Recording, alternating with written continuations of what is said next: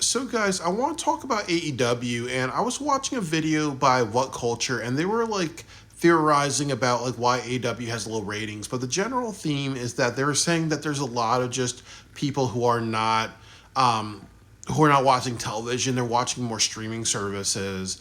And then they also said something too, like the WWE has a lot of momentum right now, and also like people are out on injury really, so I do want to kind of dissect this and also come up with my own things. That number one, I do believe the streaming services absolutely have taken away a huge chunk of the audience, and I do agree with that, but I do think it's also a bit of a cop out because like WWE has managed to get like over 1 million people. So I really think that deep down we always have to be really careful when we blame streaming service. Like that's part of the reason, but that's kind of not really the major reason. Like the major reason is just really the quality of the shows.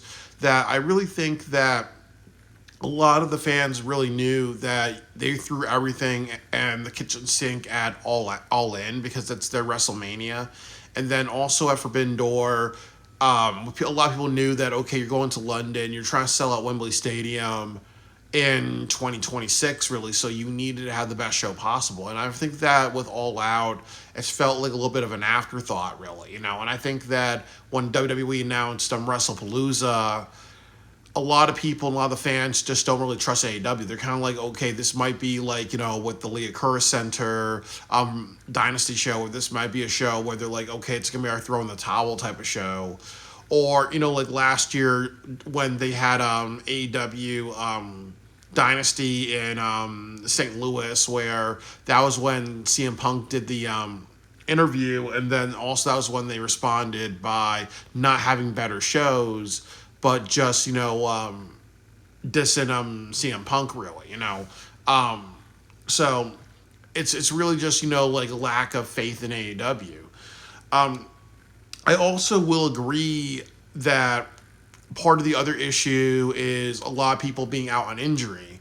And I think that this is two things. That number one, you have a report that MJF is going to be out on for injury recoveries. You also have a report that Swerve is out on surgery, Will Ospreay's out on neck injuries, and then you also have Kenny Omega really. And this is like really two things. And I think like the first thing that I'll say is that it's not good when you have a wrestler like Kenny Omega keep coming and going really, because it honestly looks like maybe he's bullshitting, or it looks like, oh well, he's just coming back just so he could like sell more injury angles and have more time off really. So if somebody's injured, you don't have them kind of come back every couple of weeks really, because it looks like it honestly looks like they're trying to set it up so Omega can like it makes it look like he's recovering, or is he really injured, or is he just bullshitting and get more time off? So once you are injured, stay the fuck off of television. The next thing about that, I think the big issue is, and they didn't learn this from last year, is that when people are out of injuries, this is an excellent opportunity to build your next generation really. And look what they did last year when Bryan Danielson was out injury. They had John Moxley versus Orange Cassidy. They had the Dark Order, Satnam Singh, Jeff Jarrett, Private Party, and many other people face John Moxley and the Death Riders. But this year they have a bunch of people that they can use. They can use Wardlow. Why is Wardlow not on television? Why don't we have Anthony Bowens, a guy who can get on the microphone and be loud and proud? Really, why don't we have Max Caster who can get on the microphone? Why do we have Takeshita not featured in a big way really when he won the G1 Classic and people are talking about that?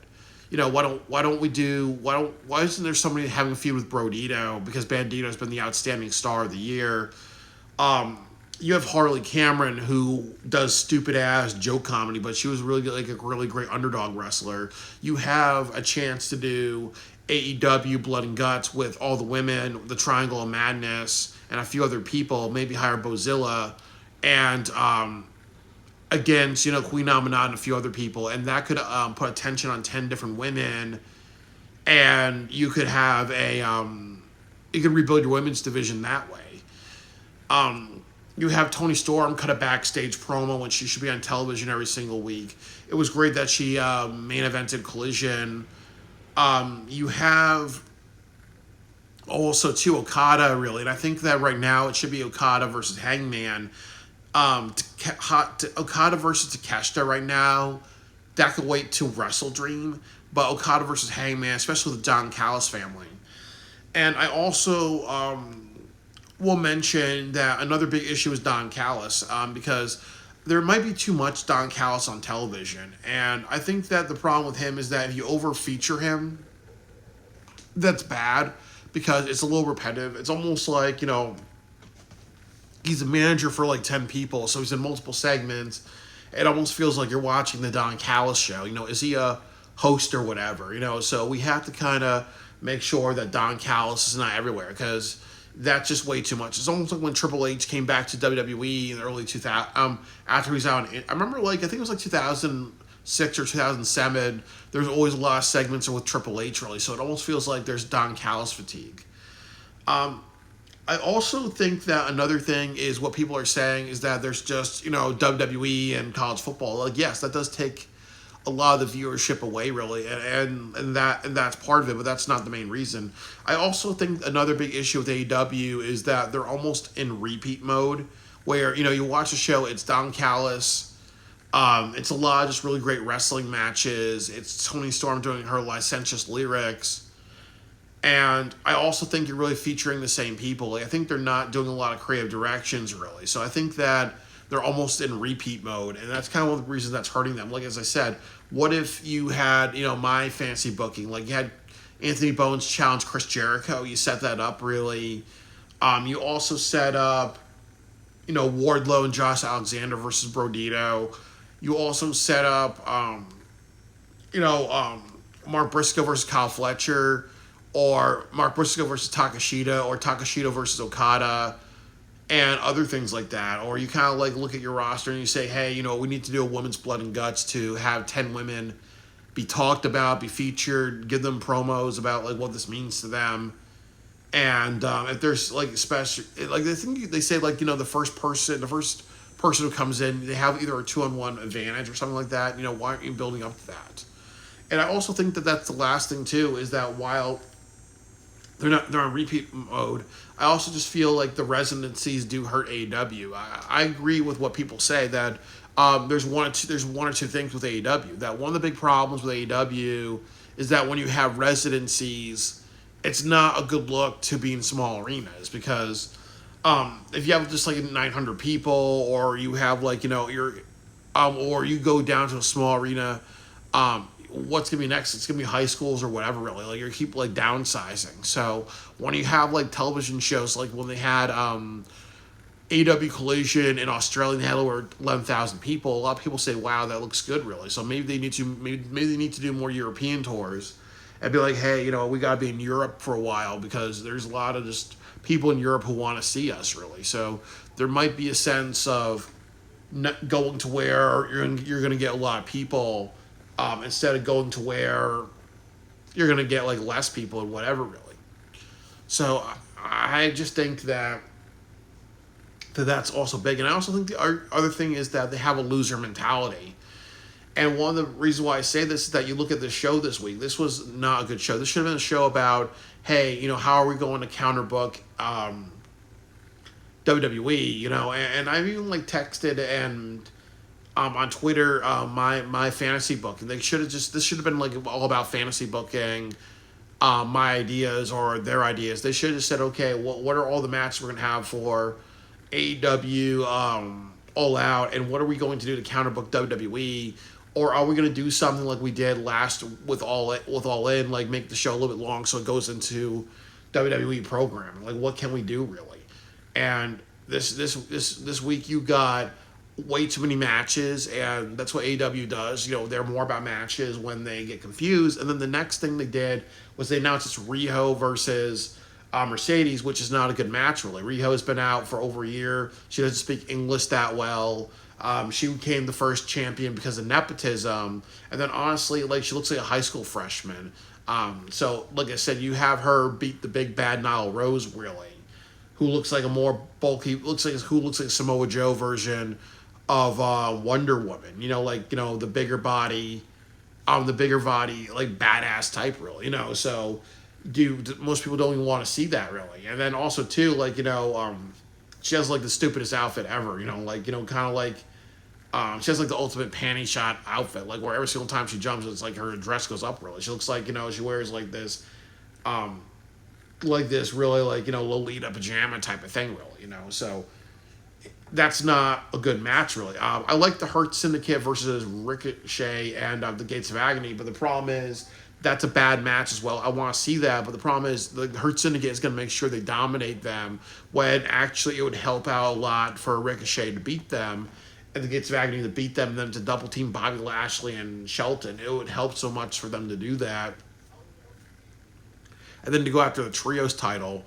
But they're not going to really do that. And then the other thing that I will say is, as people are saying, you have Hangman Adam Page. We don't know who he's facing. He got beat down by Kyle Fletcher, so it looks like maybe his opponent's going to be Kyle Fletcher. But then again, Mark Briscoe's going after Kyle Fletcher for the TNT Championship, and Kyle Fletcher versus Hangman Adam Page. That is not the right match to have. I think Kazuchika Okada, but then Okada did a backstage promo. So you have two world champions, your women's champion with no contender. I think that, as I said, you should have had Mina Shirakawa get bloodied and destroyed, and then Tony Storm says we're going to do a rematch, or you do a shock booking and you have Bozilla versus Tony Storm. That would be something. You make her a new megastar, or you or as I said, you do like Mercedes, Athena, and Tony Storm in a triple threat match, and then you have Tony Storm either retain and then she watches like the women's blood and guts match and says, hey, you know what? Whoever wins this match, whoever gets the winning like pinfall or makes the person tap, I'm facing them at Wrestle Dream. So like I've said, like really there's just a lack of there is a lack of of saying, okay, you know what? They don't do the Yu-Gi-Oh thing where Yugi has a bunch of cards played against him, and then Yugi has some faith and he plays a bunch of cards to win the duel. Really, they don't really have that sense of a wanting to go bigger and better when their backs are against the wall. Really, they may need a week to think about it, but you need to kind of respond on the get-go. Really, make some positive momentum, because that's usually what the issue is with AEW, is that Tony Khan in the beginning he was Mr. Ken Deal, he was Mr. Give a Shit. And nowadays it seems like, he has daddy's money, but nowadays he's also somebody that has no problem saying, okay, if we don't know what we're doing or we don't know how to counterbook, we'll just have great matches to get through the week and then we'll forget about it, when you got to just like go to the battlefield bigger and stronger, really, So that's really important. So I really think that, as I said, they don't know how to go bigger and better, and I also think that they're a little stuck in their ways of long-term booking, and then also too they have really lazy employees. Like as I said, you have Okada backstage when he should have been on television beating down Hangman and then challenging him for the title. Really, I think that would have been the right thing.